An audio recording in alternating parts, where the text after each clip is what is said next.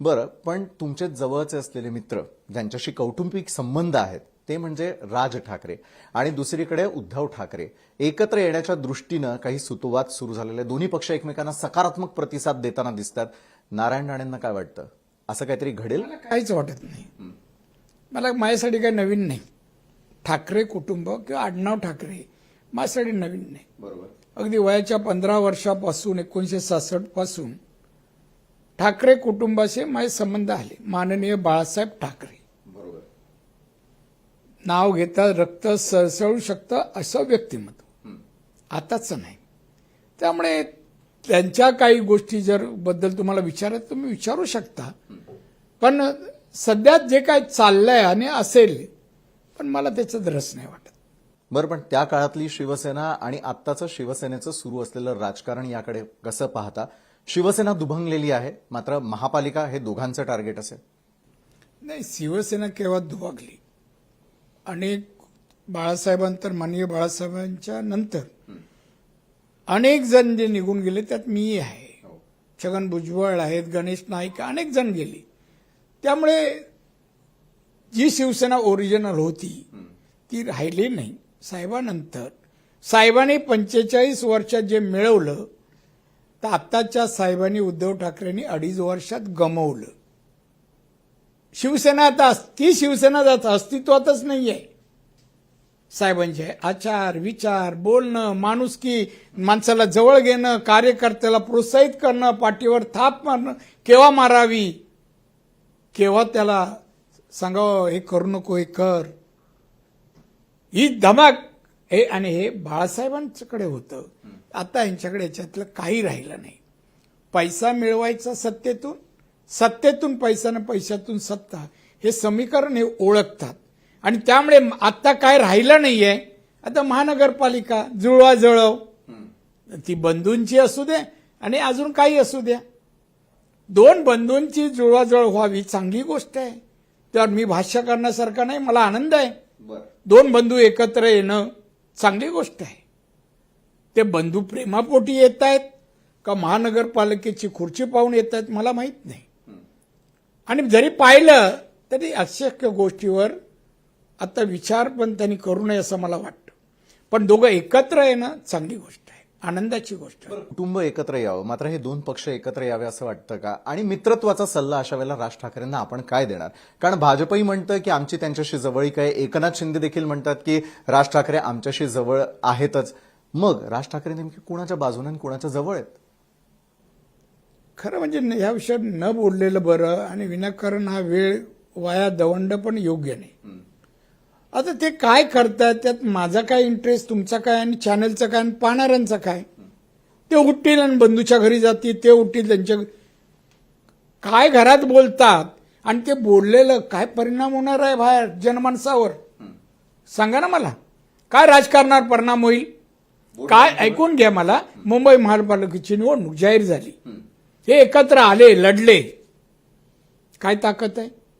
आमचे आमदार किती, युती आमचे तिघांचे, आमचे खासदार किती आणि त्यांचे किती, किती कमी कशामुळे करणार? आता पण तुम्ही निवडणूक लढवली, त्यांनी भाषणं दिली, विचार काय, शिव्या दिल्या, काय पदरात पडलं?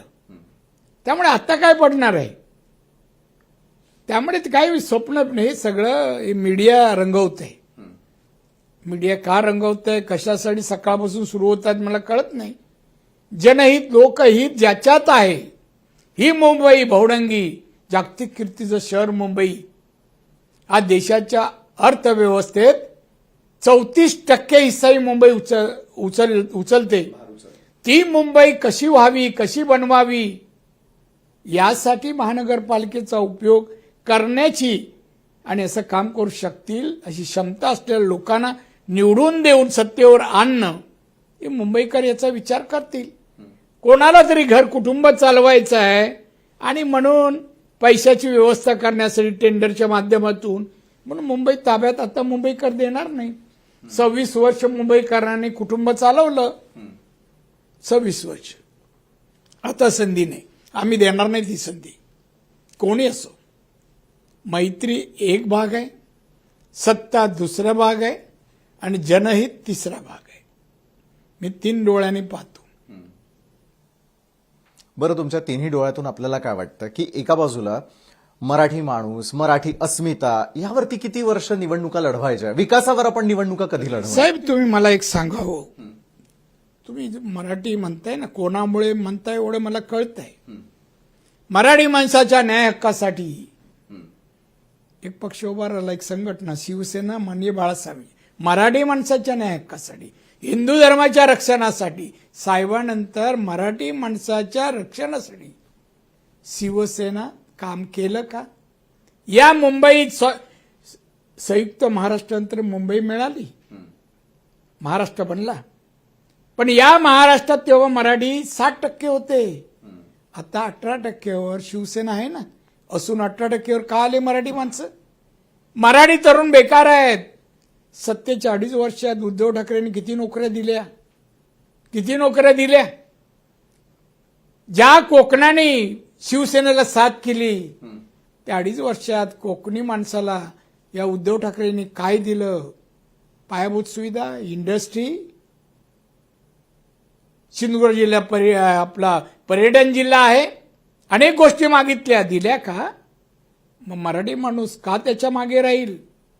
ते विसरा. मराठी अहो ते गेलेत, काँग्रेस बरोबर गेलेले उद्धव ठाकरे ना हिंदुत्वाचे राहिले, ना हिंदूंचे राहिले, ना मराठी माणसांचे राहिले. अहो त्या म्हणजे सोनिया गांधीच्या बंगल्यामध्ये भेटायला वाट पाहणारे उद्धव ठाकरे आणि आमचे स्वाभिमानी अभिमानी बाळासाहेब ठाकरे कधी कोणाच्या घरी पाऊल नाही ठेवलं, आणि दारावर उंबरठ्यावर उभे होते, आत्ता बोलवतील, आत्ता बोलवतील. हे मराठीपणाचा जो अभिमान, स्वाभिमान तो उद्धव ठाकरेकडे विकला त्याने. पैशासाठी आणि पदासाठी उद्धव ठाकरेने हिंदुत्व आणि मराठी माणसाचं स्वाभिमान विकला. बरं, मुंबई महापालिका असेल, त्या ठिकाणी असलेलं अर्थकारण असेल आणि तुमचा इकॉनॉमिक्सचा असलेला अभ्यास, कारण अर्थव्यवस्था ही अतिशय महत्वाची असते कुठलंही महापालिका चालवताना, तिथल्या पायाभूत सुविधा उभारताना. त्यावेळेला खरोखर दरडोई उत्पन्न महत्वाचं की आजूबाजूला घडत असलेल्या काही गोष्टी, या अनुषंगानं आपण पुन्हा एकदा चर्चा करणार आहोत एका छोट्याशा ब्रेकनंतर. कुठेही जाऊ नका, पाहत रहा लोकशाही मराठीवर क्रॉसफायर.